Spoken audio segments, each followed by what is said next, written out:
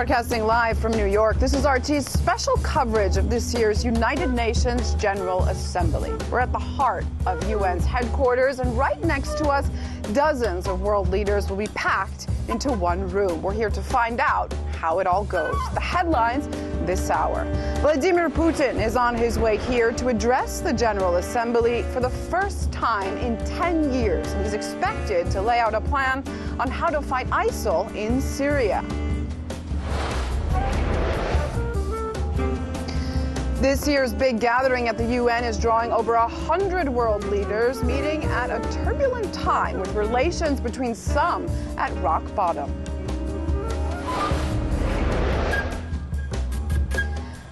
And of course, the big gathering wouldn't be the same without immensely tight security. Riot police and surveillance vehicles are here to make sure the VIP guests stay safe. A very warm welcome to you from our special studio right inside the United Nations headquarters. Located on the bank of the East River on Manhattan's First Avenue, we're at the center of international diplomacy. Every year in September, this place feels like it's the capital of the world. And that comes with a lot of noise, leaving New Yorkers to contend with the loud chanting of demonstrators and the sirens of speeding VIP motorcades.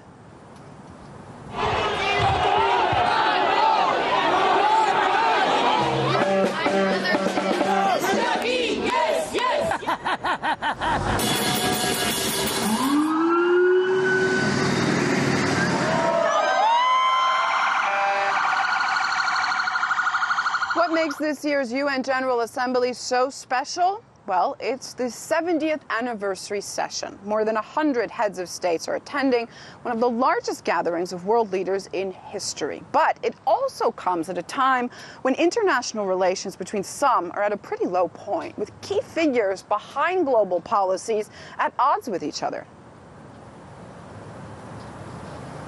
Iran supports terrorist organizations. It cannot be trusted. Free, free! Free, free! Russian military boats Hitting my people. Sanctions. Sanctions. Sanctions. Isolation will continue.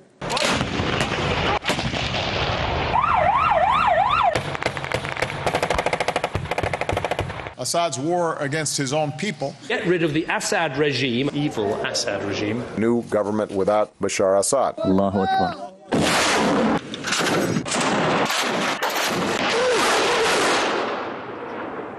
Now, one of the most anticipated speeches at this year's General Assembly will be from the Russian president. Vladimir Putin is a rare guest at the UN. It's the first time he's attended for over a decade. But some parts of the media have already branded him a party pooper. The LA Times says, with the Russian leader coming, the UN's 70th birthday will be less of a celebration. There's even a quote from a UN expert echoing that, saying the party has been spoiled. And ahead of Vladimir Putin's arrival in New York, some already started protesting. Dozens of activists rallied outside UN headquarters, where Putin will take the stage, of course, to address the General Assembly on Monday. Let's get more from RT's Yegor Piskinov. Yegor, Vladimir Putin hasn't even arrived yet, but there's plenty of noise, plenty of speculation about his visit. Tell us more. What do you know?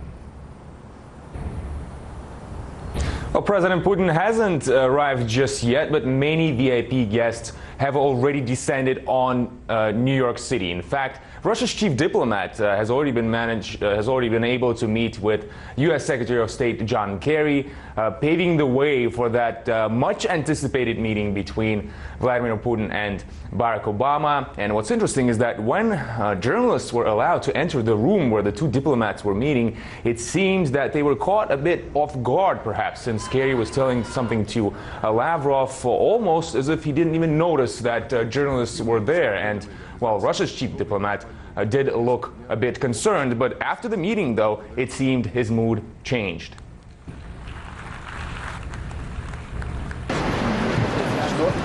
Сергей Викторович, здравствуйте. Как у вас настроение? Настроение хорошее. У нас всегда хорошее настроение, когда есть работа.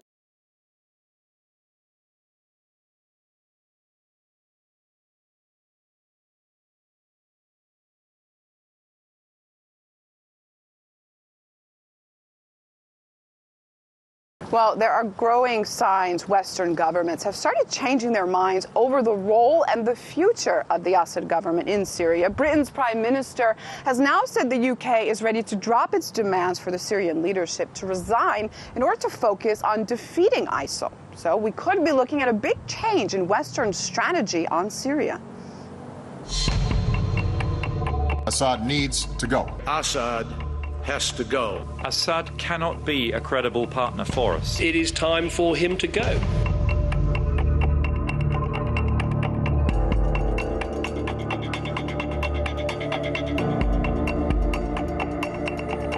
He definitely has to be part of the negotiations. Political resolution can only come about through negotiation.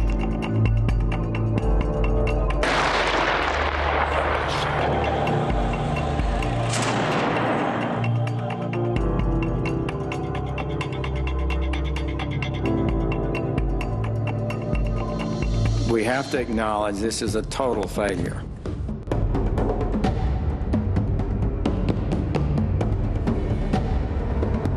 Let's not kid ourselves, that's a joke.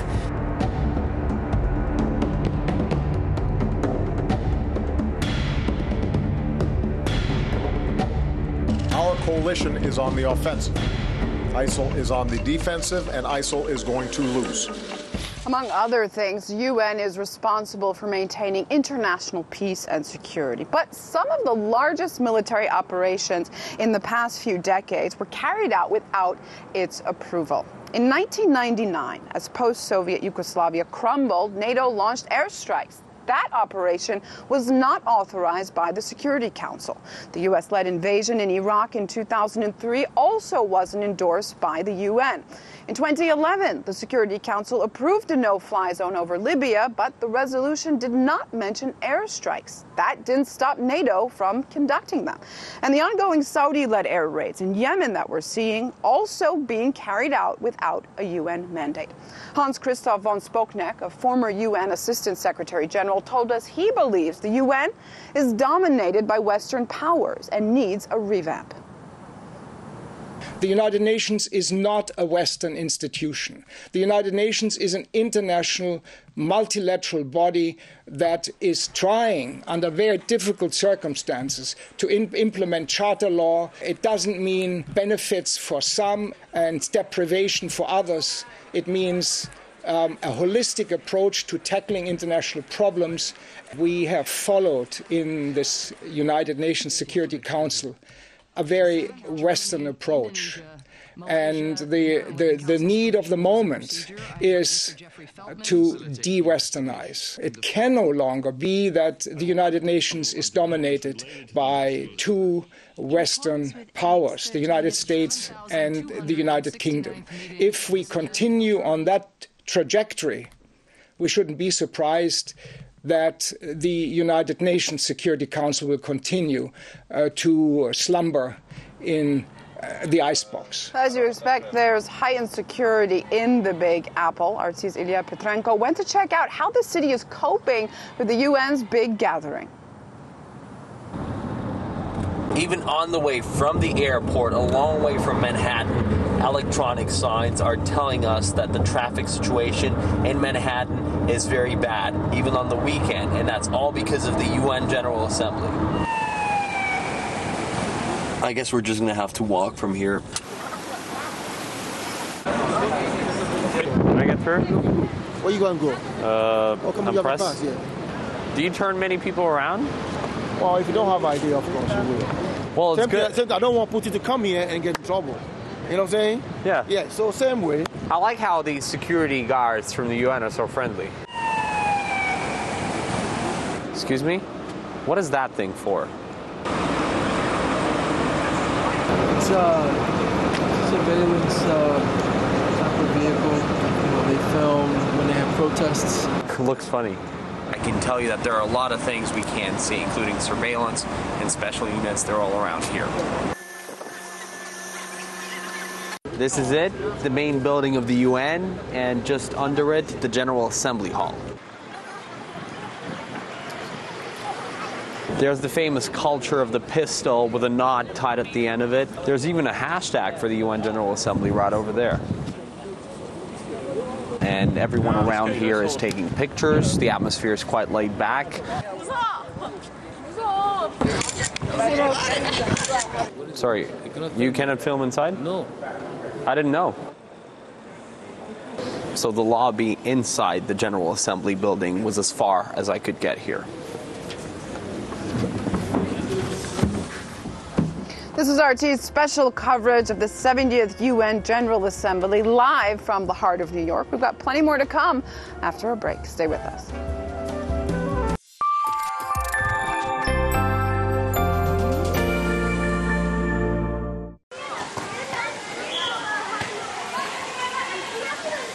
Can you tell me what war is? Do you know what war is? No. Do you know when... You don't know about wars that happen between countries? Wars? War. War? A war, when people fight like soldiers in the army. Do you know about that? No. A war is when one country beats the other country. They just want to kill each other. I don't know why. It's the hardest question in the world.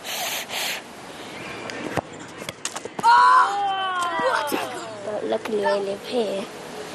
I'm just really lucky.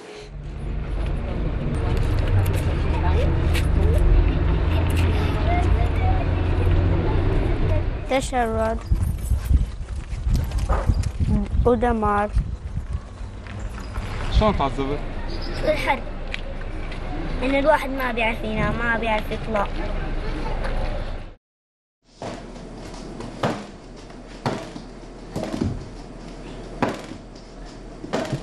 The bad thing about it is that a lot of people can die from wars, and the good thing is that when they fight, one country, city or state gets to get the specific thing.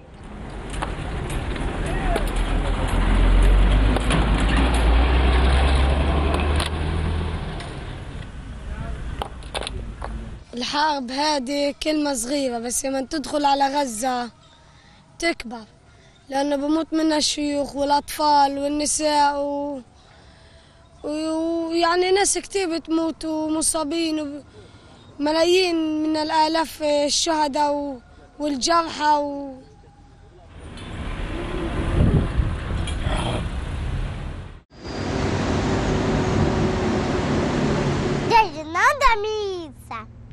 Вона это когда стирает, мне страшно.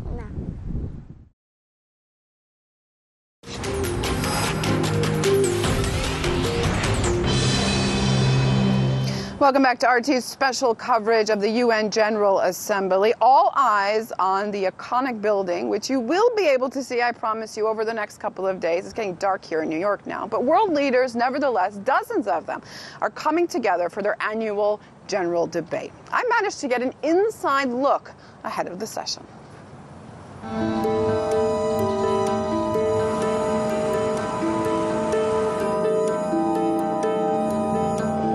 Can you guess where I am? That's right, the Green Hall at the United Nations, where the General Assembly has taken place for 70 years, the only place where the world's most powerful players can address the entire globe. And sometimes this very podium becomes an actual stage. Leaders send messages, paint pictures, and draw lines. Literally. A red line should be drawn right here. There's another side to this giant chamber, no less memorable, the audience, who witness, admire, or protest policy. And if you don't like something or someone, you just get up and leave.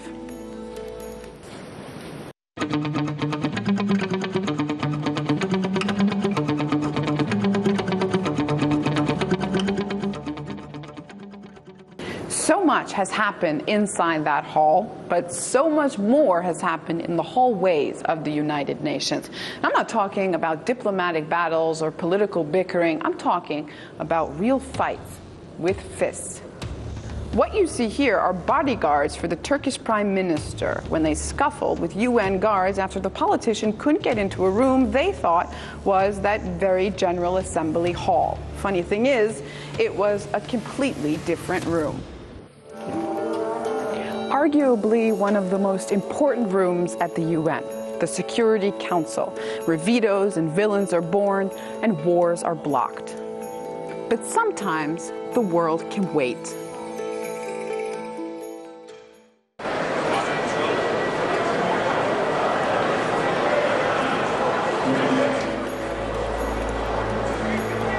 Hey, when you gotta go, you gotta go. Reporting for RT, Anissa Nawe from the UN.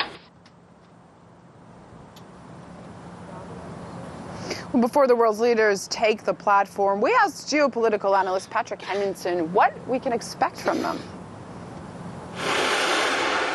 There's a number of things that could potentially set off arguments, serious controversy between world leaders, specifically between the United States and Russia. We've also got the migrant crisis in Europe.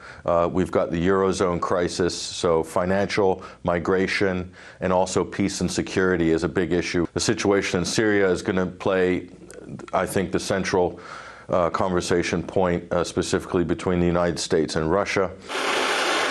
Aside from some of the top female heads of state, like Dilma Rousseff and also Angela Merkel, Germany's playing an absolute central role in the so-called migrant crisis in Europe. But above all of these, I think Vladimir Putin, all eyes are going to be on Vladimir Putin, and Putin has taken what I consider, and many others, a leadership role in trying to solve the ISIS crisis in the Middle East, specifically in Syria. A radical shift this year, putting Russia in the same category as Ebola and ISIS as far as global threats.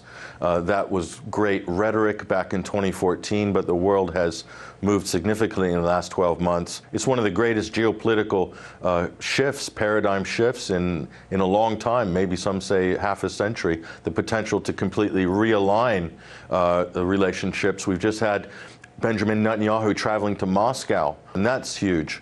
In terms of Washington's view on that, it's potentially could potentially realign all the relationships down the road in this region.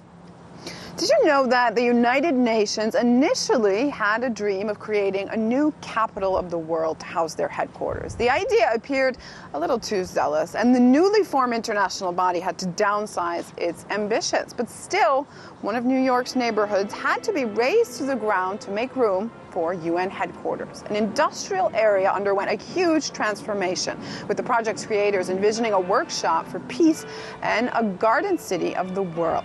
Take a trip back in time now as Neil Harvey explains how it all began. Welcome to Turtle Bay, Manhattan, or at least how it used to look back in the 1940s. Packed with breweries, gasworks and slaughterhouses, this truly was one of the less appetizing parts of the Big Apple.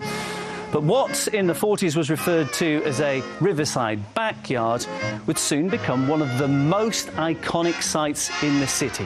In 1946, the newly formed United Nations decided to build its headquarters right here. And as a result, all of this would be wiped away.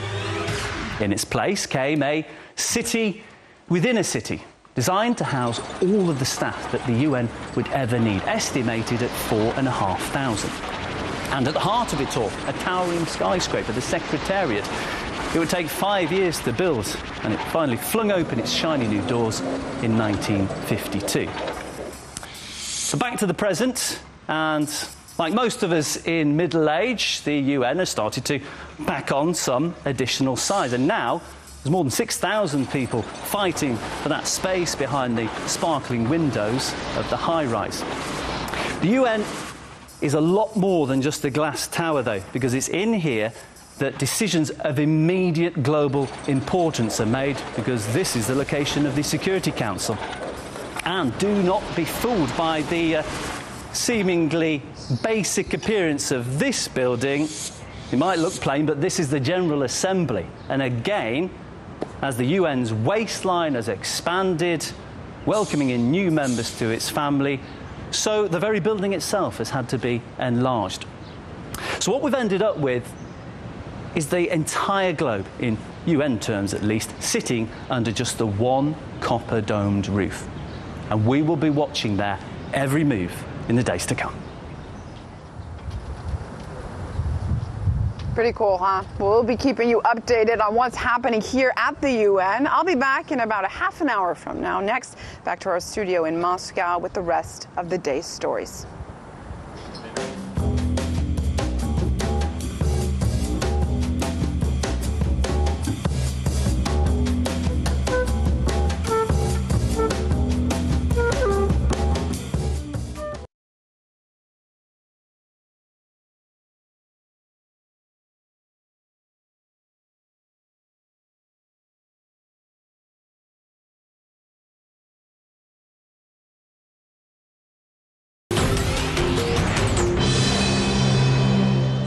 Broadcasting live from the United Nations headquarters, it's the 70th General Assembly. Our news team is here in New York to make sure you don't miss a thing. Sincere talks, but no breakthrough. Vladimir Putin and Barack Obama hold a rare face-to-face meeting on the sidelines of the UN.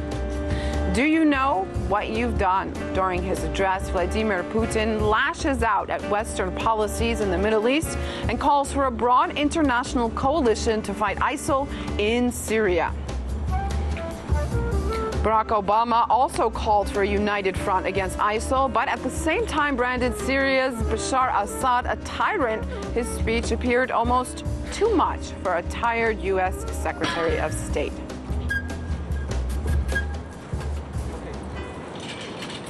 Hello and welcome to RT, live from inside the United Nations headquarters here in New York. Vladimir Putin and Barack Obama held what was arguably the most important meeting on the sidelines of this year's UN session. They shook hands for the media before their first one-on-one talks in 2 years.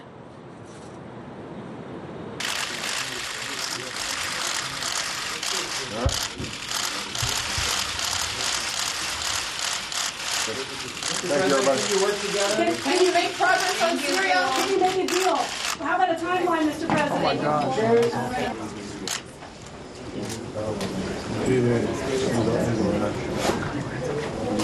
Which way are they coming out? I thought it was left, but he's already walked through. Another rare sight was Obama and Putin seated together at one table. The organizers must have decided to put them next to the UN chief, probably to ease tensions between the two. Now, it's fair to say there wasn't much eye contact between them, just perhaps the odd glance here or there, just like during that live broadcast of D-Day celebrations in Normandy last year. I looked at you, you looked at me, I smiled at you, you smiled at me. Well, while sitting down at his desk in the assembly, President Putin proved something of a draw. Some merely wanted to introduce themselves to the Russian delegation. Others, well, they were a little more daring and asked for a picture. This was happening as President Obama delivered his speech. When Putin made his address, he challenged some of the points made by the American leader. Even as we helped the Libyan people bring an end to the reign of a tyrant, our coalition could have and should have done more to fill a vacuum left behind. Instead of democracy and progress, violence, poverty, social catastrophe. Do you even realize what you have done? I believe that what is true for America is true for virtually all mature democracies. We are all different, and this should be respected. No one is obliged to conform to a single development model that is considered by somebody else as the right one.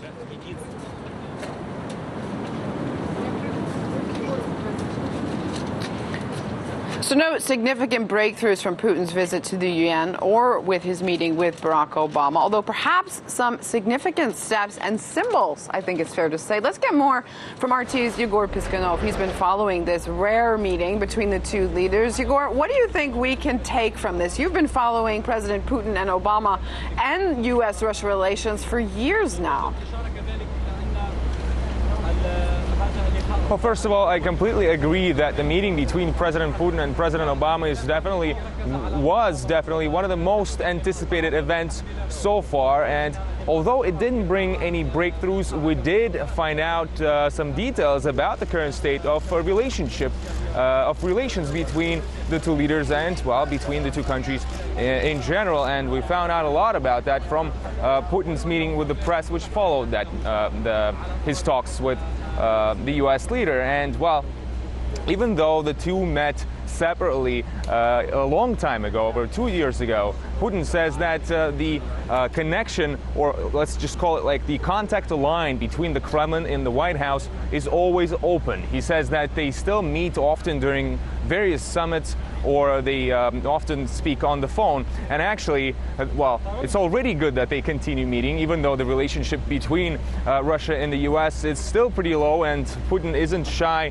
to mention that as well. But at the same time, he does say that their current relationship does allow both leaders to be frank with one another. Today's conversation was very constructive and surprisingly very sincere as well. Relations between Russia and the USA are at a rather low level. That's obvious without me commenting on it. But it is not our initiative to degrade relations between the USA and Russia to such a level. It is the position of our American partners.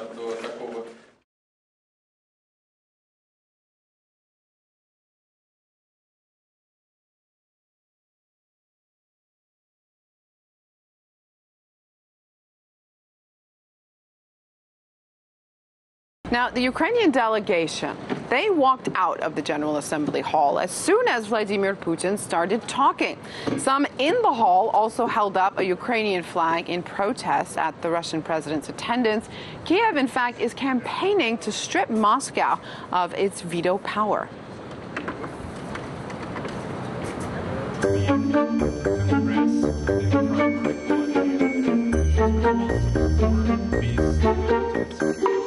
I think that it should be lifted, the veto right in the conflict when Russia take participation. Russia use the veto right.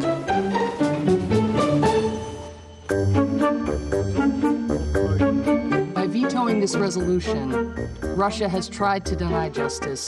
The veto only compounds the atrocity. Some 70 countries of the UN General Assembly, 193 members, are in favor of stripping Russia of its UN Security Council veto power. That's according to a tweet from Ukraine's UN envoy, Yuri Sergeyev.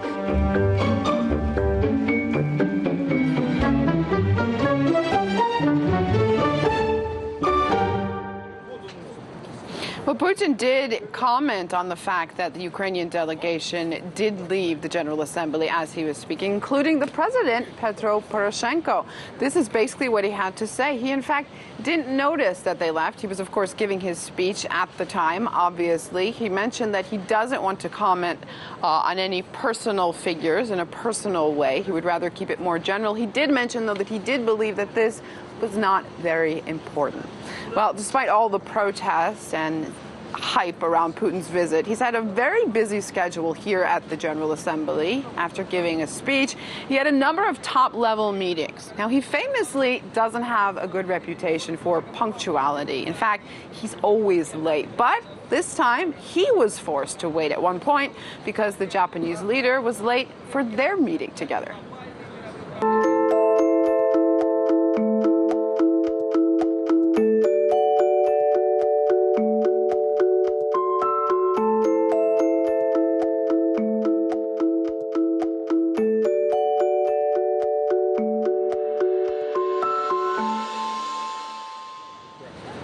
Now, it's been a long time since the Russian leader visited the United States, and he probably has a few good memories left from his early trips. Vladimir Putin previously enjoyed pretty warm welcomes here in the U.S. He's been to New York, Texas, and Maryland, just to name a few states, and he apparently, along with George W. Bush, had pretty good chemistry. In fact, some of their lighter moments that they shared during Putin's visit back in 2003, well, they were caught on camera. And in 2007, George Bush Sr. hosted the Russian leader at his family home in Maine. Years on, though, things have changed for Putin, judging at least by what Western politicians and the media have been saying.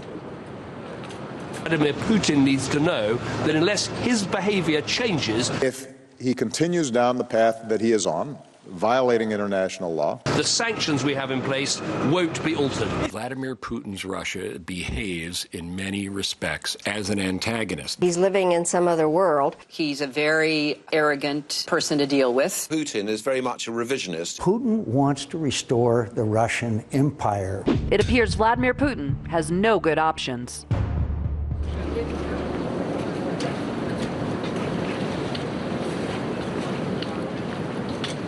Russia's come in for a lot of criticism over the crisis in Ukraine and its policies in the Middle East, and a lot of it has gotten quite personal, with Putin presented as a global villain. RT's Murat Gazdeev looks back to when times were different.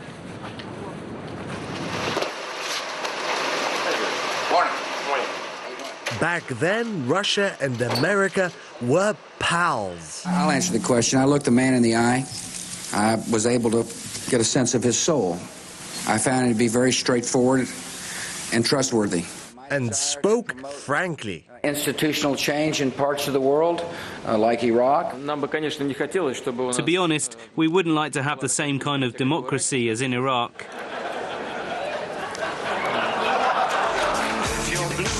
The public loved them. But all good things come to an end. Russia cannot be allowed to redraw the map of Europe. We will impose a cost on Russia for aggression. It happened bit by bit, starting with American missiles in Europe. We've got more work to do to convince the Russian side that the system is not aimed at Russia. Then came South Ossetia. Georgia's president says Russia is attacking his country, dropping bombs and moving tanks into Georgian territory. They even tried a reset with a big red button. We got it? You get it wrong. We worked hard to get the right Russian word. Do you think we got it? You get it wrong. I got it wrong. It should be перезагрузка. Which, due to an error, actually read overload. Cue Libya. Libyan hospitals are overflowing after a night of unprecedented NATO bombardment. Then came the dirty laundry on America's spying. No, I don't think Mr. Snowden was a patriot. You know, I'm much happier here in Russia than I would be facing an unfair trial. And there was Ukraine. Mr. Putin's aggression, it was suggested, was a masterful display of strategy and strength. That's what I heard from some folks. Well, today, Russia is isolated, with its economy in tatters.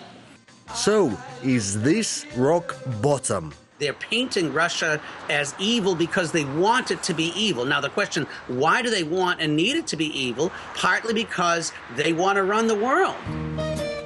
Gloomy as outlooks go, especially considering how things were mere years ago.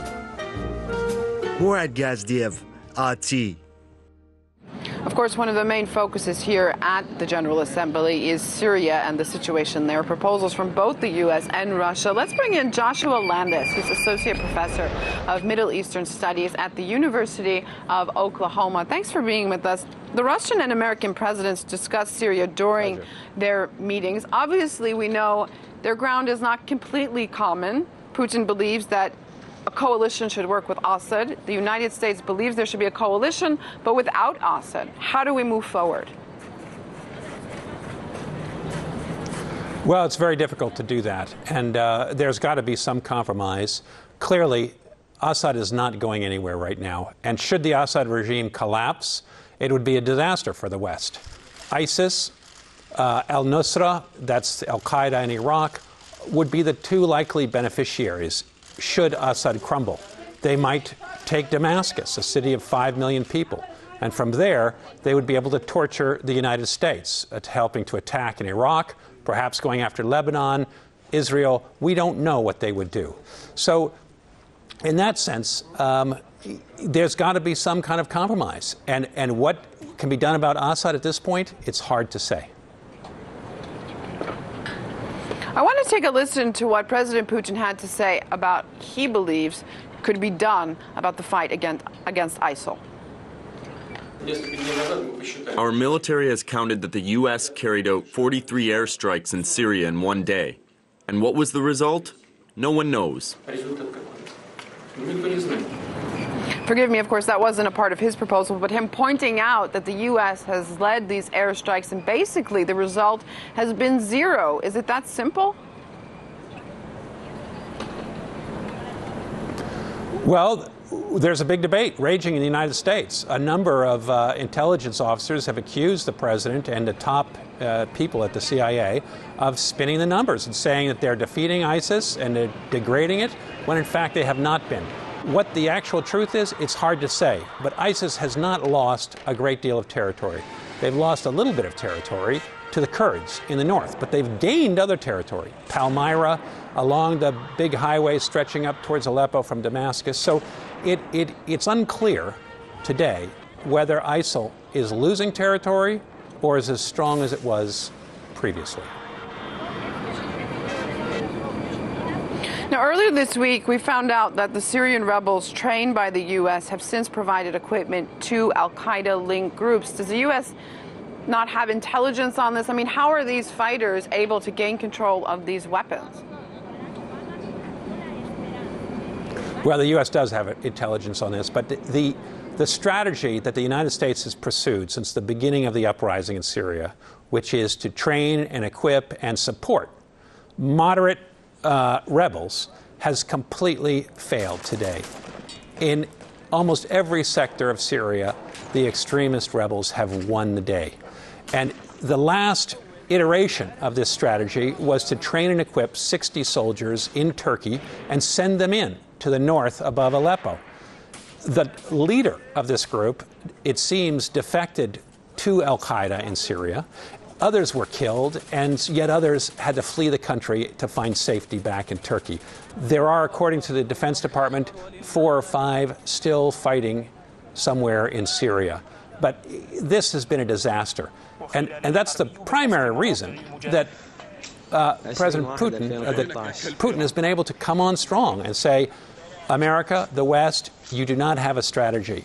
You've got to choose between these bad options, and you need to jump in behind me and support the legitimate regime of Syria, Assad. That's what the Russians are saying. Joshua Landis, Associate Professor of Middle Eastern Studies at the University of Oklahoma.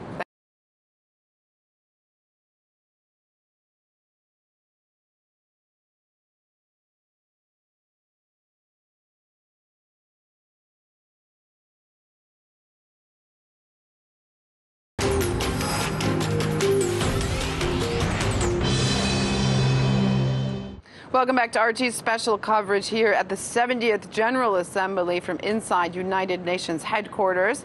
Now, there was the odd faux pas surrounding the U.S. President's address here at the General Assembly. Someone among the UN admin staff misspelled his name on the website listing the official lineup of speakers. The mistake was later corrected, of course. Well, another unfortunate element was caught on camera. The U.S. Secretary of State was shown yawning just as the president began his speech. It's understandable. I mean, John Kerry has been pretty packed in his schedule over the past couple of days. Still, he wasn't the only one feeling sleepy during the speech. And those not listening closely might have missed some inconsistencies during Barack Obama's speech. We must act, but we will be stronger when we act together. Tyrants like Bashar al-Assad, who drops barrel bombs to massacre innocent children. Yes, realism dictates that compromise will be required to end the fighting and ultimately stamp out ISIL. But realism also requires a managed transition away from Assad and to a new leader. Lawrence Wilkerson, a former chief of staff to Secretary of State Colin Powell, says defeating ISIL should be made a priority. If Moscow, Ankara, Tehran, Riyadh, Washington don't get together and first defeat Daesh, ISIL, and then work on the government so it's more representative of the Syrian people, we're not going to put an end to this. And we're going to have refugees all over the world. You know, there are 4.5 million men under arms in that region, and there may be 30 or 40,000 Daesh. The problem here is that some of those powers are actually supporting ISIS. We need to get that stopped. We need to prioritize, and the first priority needs to be to defeat ISIS, and the first echelon of that defeat needs to be native forces, indigenous forces, not outside forces.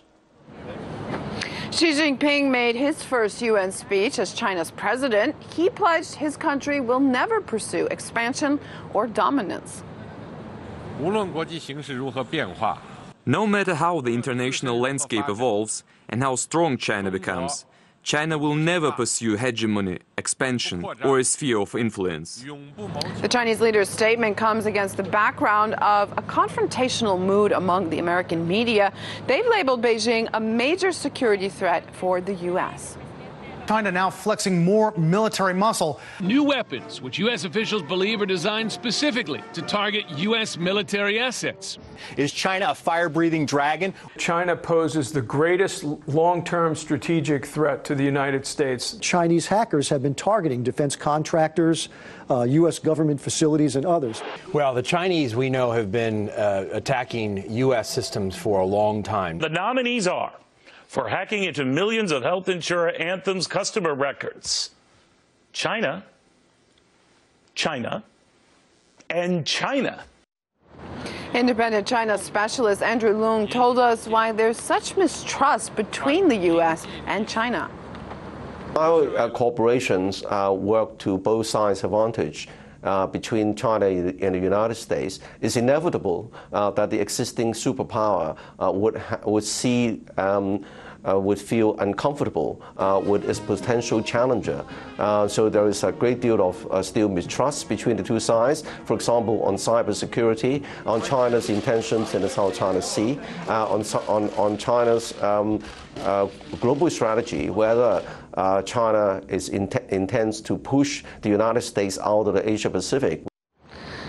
Well, ahead of President Putin's arrival here in New York, which many people presumably were waiting for, artist Ilya Petrenko took a stroll on the city's streets sporting a T-shirt with Putin's face on it. These are some of the reactions he got due to his fashion choice.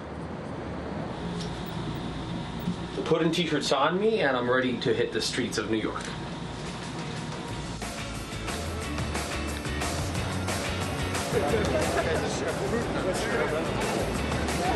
I like your shirt. $20. Well, so far the only reaction I've been getting is people smiling at me sometimes, but that's about it. Can I take a selfie with you? With me? Yeah. So you don't mind taking a selfie with me when I'm wearing this shirt? Oh, no. Is that a problem for you? Yeah, that's a problem. Can I take a selfie with you? I don't know you, man. Can I do it? You know who that is? Never seen him. That's Putin. Never seen him before a day in my life. Really? Can I take a selfie with you? Thank you. So you don't mind me taking like a selfie with you when I'm wearing this T-shirt? Oh my God, Putin! I didn't even see it. Okay. It's like that T-shirt. I'm cool with it. Right at this moment, there's an anti-Putin protest happening in New York. So let's see what happens if I go there wearing that T-shirt. Слава Україні! Слава Україні! Если это протест против Путина, почему здесь поют украинский гимн? Я россиянин, но я поддерживаю Украину. Я поддерживаю Украину. Russia without Putin! I'm sorry. Excuse me. Sorry, I don't talk to RT. Russian propaganda out! Russian propaganda out! Murderers out! Am I a murderer? Murderers out!